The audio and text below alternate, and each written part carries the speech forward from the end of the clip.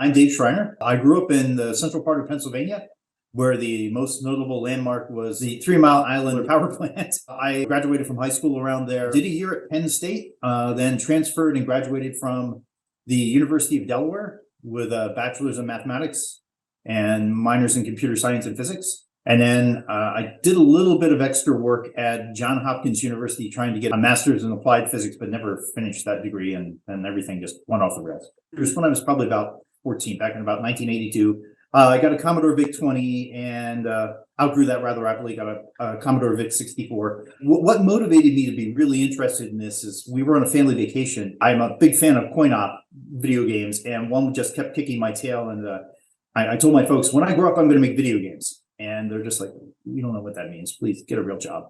But I always knew I was going to be a computer jockey. So I took math as a recreational hobby in school. It always gravitated towards the more visualization side of stuff. So as I went through in college, I got the opportunity to do a little extra work on the side, doing some molecular modeling for a professor in the chemistry department. And it turned out he was doing his work on a SIGGRAPH 220 GTX machine, which was a pretty amazing piece of hardware back in 1988 when I was doing this kind of stuff. That lab had a lot to do with both my career in terms of working at SGI things, but also my time with SIGGRAPH. One of the postdocs inside of there let me know, he's like, hey, there's this conference on computer graphics. You might think about going to SIGGRAPH. And so I guess we'll talk about how I wound up doing that part. I, adored working the SGI stuff there and wound up finding a job at a place doing flight simulators, also on SGI gear. And unfortunately, that place was kind of collapsing. So I actually called a guy I'd worked with in the customer support part of SGI and said, are there any jobs for that? And he's like, oh, yeah, we're hiring. So in 1991, I joined Silicon Graphics on their customer support hotline and helped debug people's graphics code and stuff like that. I probably talked to you on that hotline at that point. And I'm probably the guy who said, your machine's slowing down. Have you put quarters in the back of it recently? I got the opportunity to do an amazingly great number of things there. And that's where I started my teaching career. So currently, I've got kind of too many gigs going on. But the primary thing I do is I lead a bunch of low-level graphics teams at Unity Technologies.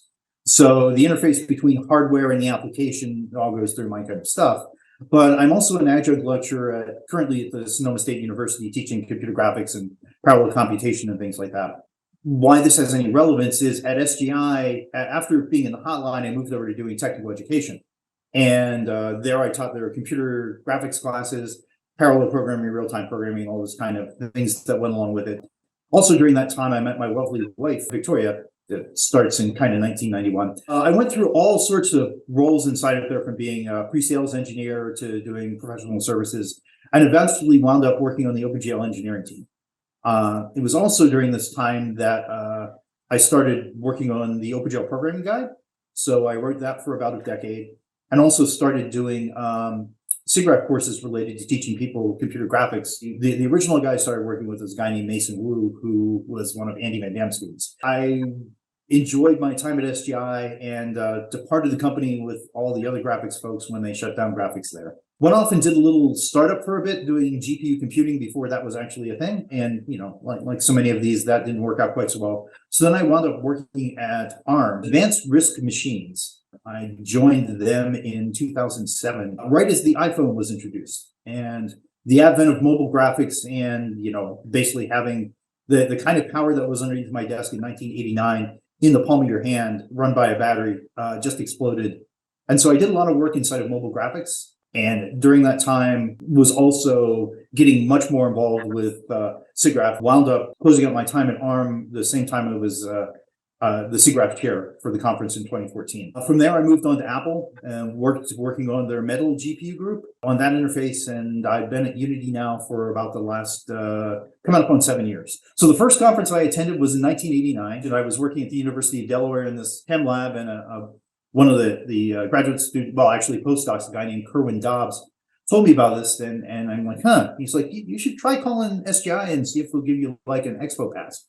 Which I did because I was a starving student. So my roommate and I hopped in my Subaru and we drove from Newark, Delaware up to Boston. And I got to tour around, what I could afford was the exhibition floor. I was completely blown away. And I'm like, this is so much what I want to do. And so started saving my pennies and funded myself to go for a couple of years through the 90s up to about, I think it was about 96 or 97 when I was asked to participate in a course. I've done courses for the conference pretty much straight through. I missed a year or two inside of there for various reasons in terms of presenting courses. I've always done kind of the intro programming course, the one with Ed and that, but somewhere about 2004, 2005, something, I did another course on my own called Performance OpenGL to kind of tell people like, hey, this is how you tune it.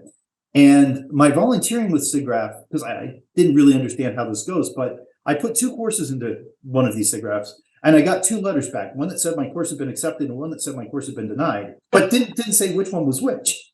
And I'm like, are you serious? Like, could you figure this out? And they're like, look, if you don't like it, come fix it. So I started being on the courses jury, and that eventually led to me being courses chair in 2006 for the return to Boston. So returned to doing something similar to courses chair in 2009 in New Orleans for that conference. That one I was called the director of knowledge transfer, but it was, the same kind of thing, courses, but a little more expanded than that. As it kept going on, I'm like, I think I really want to give being chair a go. They solely accepted me into being conference chair for 2014, which was super exciting. That opportunity just put me over the moon. And since then, I went on to be in the executive committee. But, one of the things that always drove me in this community is how nice we are to each other. There's at best friendly competition, but there's always such a great support thing. People express any idea with you and go like, that's a super great thing. You should go off and do that kind of stuff. Let me know if I can help you. That totally fit into who I am. I'm an Eagle Scout. We're supposed to be helpful. That's also what kind of drove me for the teaching side. SIGGRAPH has been a force multiplier of the things I've been able to do.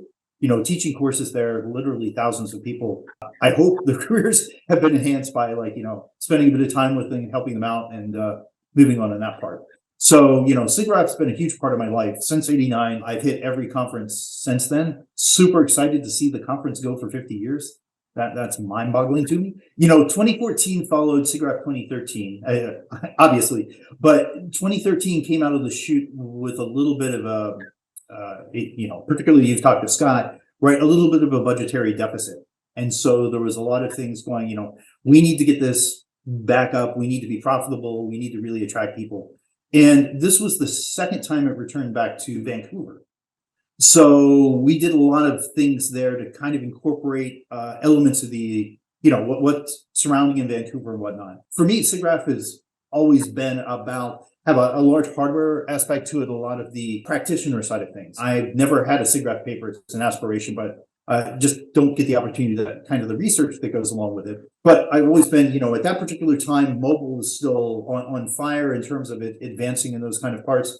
And there was a lot of interesting technology that went along with it. So I really tried to incorporate a lot of those ideas into the conference. SIGGRAPH has often been described as an 18-ring circus. You've always had courses and papers and panels and talks and things like that. Looking at the SIGGRAPH community going, there's more people doing graphics now than ever before, and it's in everyone's hand, quite literally.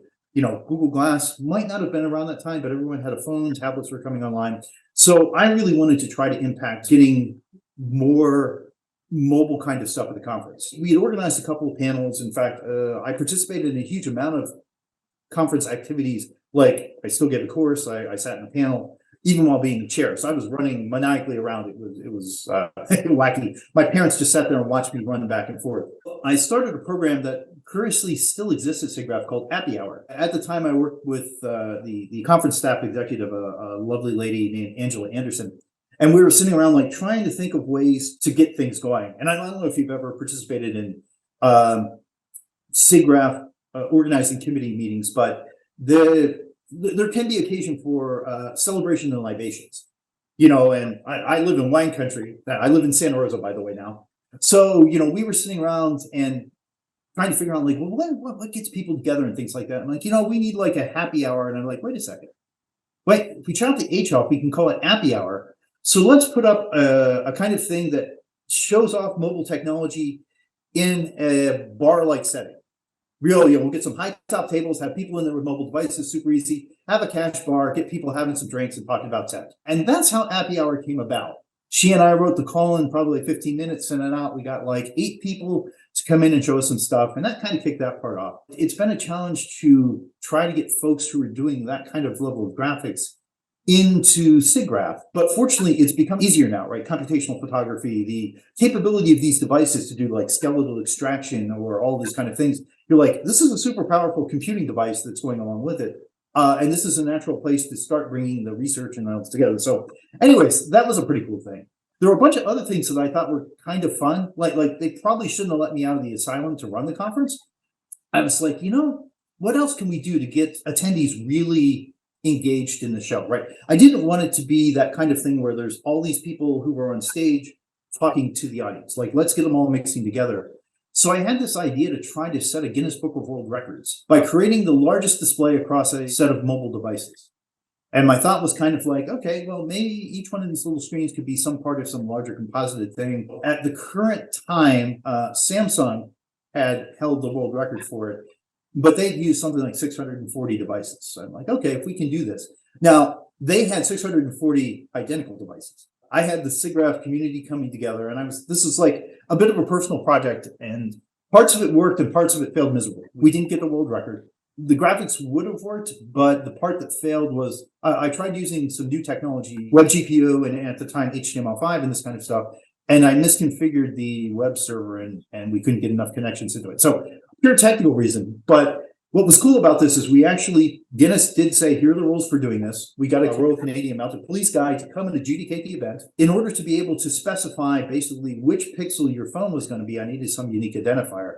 So, Cindy Stark, right? Cindy and her folks kindly doodled, actually, they numbered on a sticky note 1 up to, it turns out to about 1,500, I think, and put it underneath all the chairs inside of there. Cindy probably still has interesting words to say on that part, but everyone pulled off their sticky note, typed it in, went to the web server, and we tried to generate this kind of thing. It didn't quite work out, but everyone did get a ribbon for their badge, which made people pretty happy. And then Samsung authoritatively set the record by running a football stadium and populating with like 60,000 people. We're not going to get there. I think my proudest moment for the conference, at that particular time, my normal morning regimen is to get up and read CNN and NBC. A story about a gentleman named Paulo. Paulo was a polio survivor in Brazil. He and his roommate both were stuck inside this hospital room pretty much forever. They got out maybe half a dozen times. The news stories were saying, hey, this guy, he's doing computer animation, he's making videos for kids and stuff like that. I'm like, that makes him part of the SIGGRAPH community. How can we get him here? We worked with a couple of different telepresence companies, one called Double Robotics. They offered up basically, little robot that you can put an iPad on. And we had Paulo virtually attend the conference. Had this amazing community manager named Christy who interfaced with him and got this whole thing. And so they brought the robot. I put my personal iPad on top of it, and he drove it around the conference. Among many other things that were going on in Vancouver, right? Like he went out to see the digital orca. I was told that some people have video of him dancing with some person who was just out there jubilant. But what was super cool is we had some student volunteers who spoke Portuguese go around with him, and he had no shyness at all. He'd roll up to the microphone, lift the iPad up, and ask questions to the speakers on so many things. And that was really special, right? It demonstrated how technology could go for this. It shows how inclusive our environment was. And, it even got a little local press there. Folks were really pretty excited about that. And that was kind of a theme that went through too. My keynote speaker was a guy from a place called Not Impossible Labs. It's my incredible pleasure to introduce Elliot Kotek from Not Impossible Labs. Now, Not Impossible Labs is a group of folks comprised of thinkers and doers with a mission to transform ideas that once seemed impossible to the possible. That sounds exactly like the kind of things that we do around here. And so Mick and I, we started this company, Not Impossible, and we had to have a founding tenet. And our founding tenet, Dave Shreiner was talking about technology before, but our founding tenet is technology for the sake of humanity. There's a lot of tech being created, a lot of amazing things are being created, but how do those things benefit us? And they were really doing this kind of technology to help people. So I once again seen in my ways that, reading the news, that they developed a prosthetic for victims of, I think it was the Sudan War. Lots of people lost a lot of limbs. And so they figured out a way, with the help of a couple of engineers who were helping out their place, to be able to 3D print prosthetics. But it wasn't like they were making for them. They basically packaged up the 3D printer and the computer, and they flew to Sudan, and they taught some people how to make them for the people that are around there, adjusting this. So that was the part that went, we got to get this guy in here. So he started talking about all the amazing things this place was doing, from the prosthetic arm to making a mind-controlled painting program for a graffiti artist who had some kind of, I think he had advanced ALS and was just completely bedridden. It was amazing. There were people crying leaving the keynote because this guy's just like, we're here to help people. This kind of technology, the things you're researching, can in fact impact lives in ways that you've never anticipated. And that was absolutely an amazing thing. So Vancouver's a high-tech hub, but it has all this natural beauty. And so the folks who helped put the conference marketing together was a place called Cube. And so I was working with one of the graphics guys, and we're just talking about it. I'm like, a lot of my decision processes are done as binary trees. I try to keep it simple, right? It's this or that. And he's like, I don't know what a binary tree is. And I said, well, it's just this thing where there's like a yes and a no. And then if you make that decision, there's another yes and no. And I drew a little picture. It said, it looks like this. And he's like, huh. And then he went off and thought about this and came back and said, so I got this idea, right? You talk about these binary trees, and I kind of overlaid it with a fir bough. And, it kind of makes me feel like there's this natural element, but digital, which is me, right? I love nature, but I also love technology.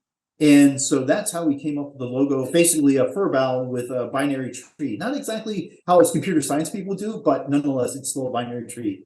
Vancouver was not my original spot.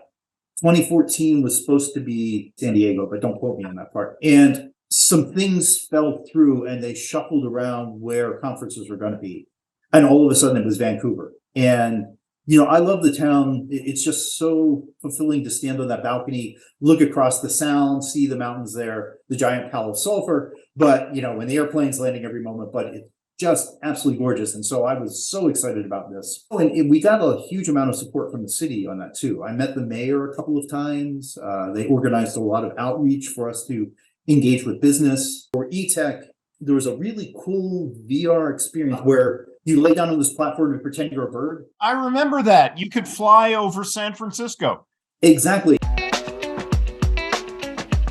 Birdly is actually a full body motion platform to simulate the feeling how you would be flying as a bird. You are in the body of a bird and you soar over the landscape. It seems like the virtual reality boom is coming, and the SIGGRAPH is the best spot to show this kind of stuff.